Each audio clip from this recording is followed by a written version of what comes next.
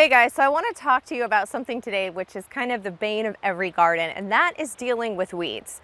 So I'm going to share with you the strategy that we use. It's of course completely natural around the perimeter of the fence on our annual vegetable garden. Now there's lots of different methods that people can use for killing weeds, and it's going to depend upon where the weeds are at, right, on your property, as to which method you use. So specifically, this is the method that we use when it comes to borders or along fence lines. And I will say, especially when it's along a fence line that is not wood. So this is gonna work really well for metals, or anytime you are trying to keep a lawn or grass from encroaching into a vegetable garden and or a flower garden bed. So of course, we'll talk about the elephant in the room. We don't use any synthetic pesticides or herbicides. So I'm not going to be using any of those weed killers that you buy at the store that says to spray around.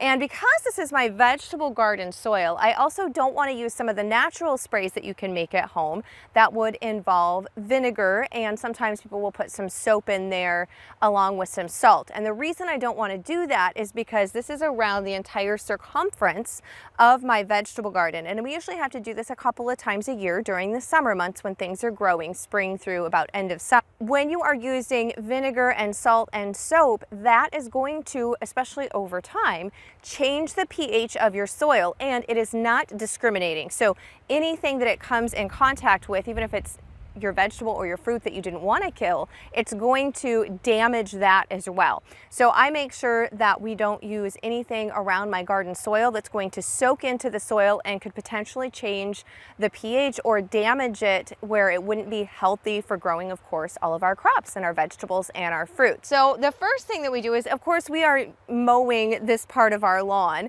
and so we keep it mowed. But as you know, when you get up close to the fence, your lawnmower is only going to get so close to something allowing you to mow it, and the grass and the weeds are going to come up. So the first thing that we do is we weed eat the majority of it down, because of course you can get a lot closer with a weed eater than you can with a riding and or push lawnmower. So first you're going to want to chop those weeds in the grass down as about as short as you can get it and as close as you can get it to the fence. So that's step one. Now, step two involves a tool, and I'm gonna tell you right now, if you are experiencing extreme drought conditions or it's really, really dry, then you probably are not gonna wanna use this method.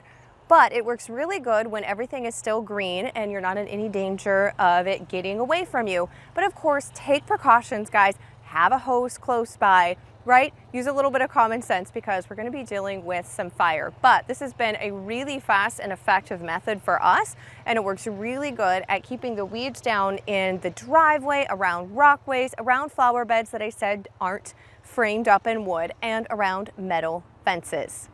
Here you can get an up close and personal view of the grass and the weeds. Now this is on the outside of my vegetable garden, and you can see along the inside there as well. And then when we start to hit bare dirt and where crops begin to grow.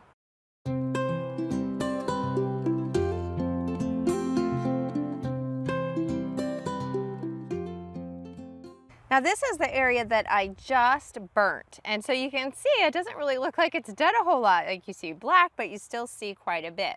So when it's really green out and long like this, you're going to want to go through and do just an initial burn like I just did. And this is where, when you do this and then do the second part, the magic happens.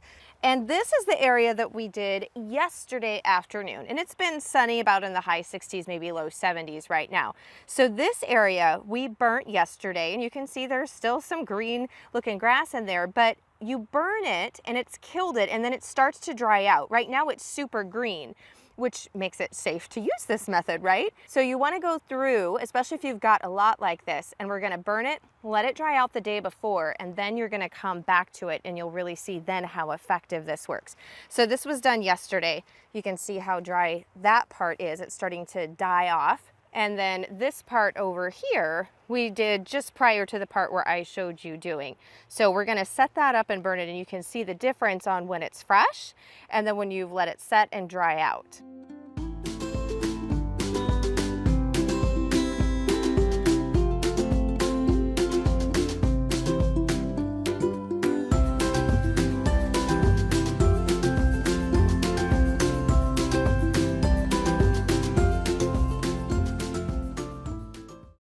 So you can see the sections that we did. This was all green yesterday, and we've gotten that done. And after another week or so, that will continue to die back even further. So we have got the entire perimeter of the garden completely burned with our flamethrower. A couple of things that you want to keep in mind when you're using it is it's really ideal if you can do it on a day when there is no breeze. If that's not possible, here it's usually fairly breezy in the afternoon, but you do want to have your dew and everything like that completely dry, obviously, so that it burns better. So we typically have to wait until the afternoon, and there is, as you can see as I'm filming this, it's the afternoon and there's a little bit of a breeze.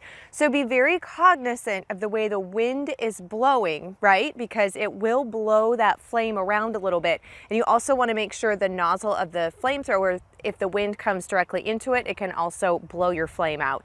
So just take proper precautions and pay attention to the way the wind is blowing and the way that it could possibly blow the blaze that's coming out of the flamethrower. And of course, if it's really windy out and you have dry tinder around this, I gotta stress, use common sense, because the wind can really drive a fire if it is going to get away from you and get out of control. Now, we typically do this. This is the first time we've done this year, so we usually do one big of this in the springtime, and then we usually only have to do it maybe one or two other times throughout the summer, so just a few times a year, and that keeps that outside perimeter of our garden in tip-top shape and keeps those weeds from encroaching and coming into the garden space. If you have enjoyed this video, make sure that you hit subscribe so that you get notified when we put our new updates up every single week. And let me know in the comments below what you think of it and what type of natural weed control methods you use on your homestead. And if you're going to try this or you have tried it before,